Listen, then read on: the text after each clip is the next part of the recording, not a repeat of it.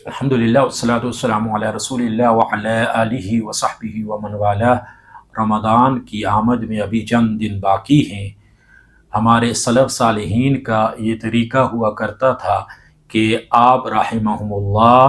6 مہینے پہلے اللہ سے دعا کرنا شروع کر دیتے تھے کہ اللہ انہیں رمضان تک پہنچا دے، اور جب رمضان گزر جاتا تو ان کا معمول ہوتا 6 مہینے یہ دعا کرتے رہتے کہ اللہ سبحانہ و تعالیٰ ان کے اعمال جو رمضان میں کیے گئے ہیں وہ قبول فرما لے۔ رمضان کے روزوں کی فرضیت کا مقصد صرف بھوکا اور پیاسا رکھنا نہیں،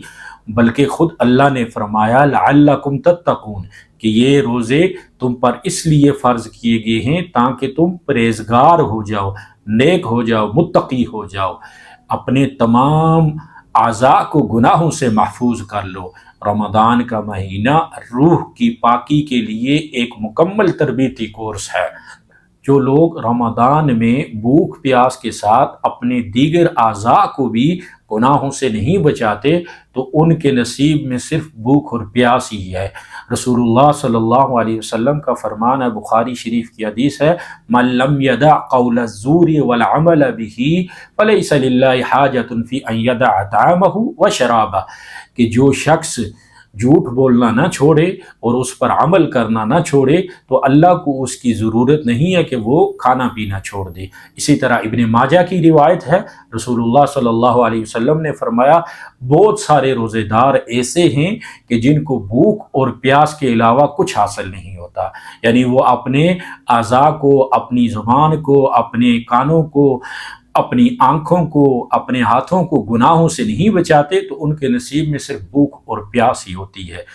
امام غزالی رحمہ اللہ تعالی نے اپنی کتاب احیاء علوم الدین میں روزے داروں کی 3 قسمیں بیان کی ہے۔ ایک تو وہ جو اپنے جسم کو لذات سے محفوظ رکھتے ہیں، یعنی کھانے پینے سے اور دیگر لذات سے روکے رکھتے ہیں، اور دوسری قسم وہ ہے جو اپنے آپ کو بھوکا پیاسا بھی رکھتے ہیں اور اس کے ساتھ اپنے تمام اعضاء کو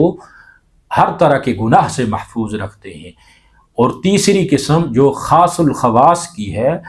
وہ لوگ ہیں، وہ روزے دار ہیں جن کے دل میں اللہ کے علاوہ کوئی اور چیز نہیں ہوتی، ہر طرح کے خیالات سے اپنے دل کو پاک کرتے ہیں، ان کے دل میں صرف اللہ کی یاد ہوتی ہے۔ اللہ سے دعا ہے اللہ ہمیں بھی ایسے روزے داروں میں شامل فرمائے جن کے دل اللہ کی یاد کے علاوہ ہر چیز سے خالی ہونے چاہیے۔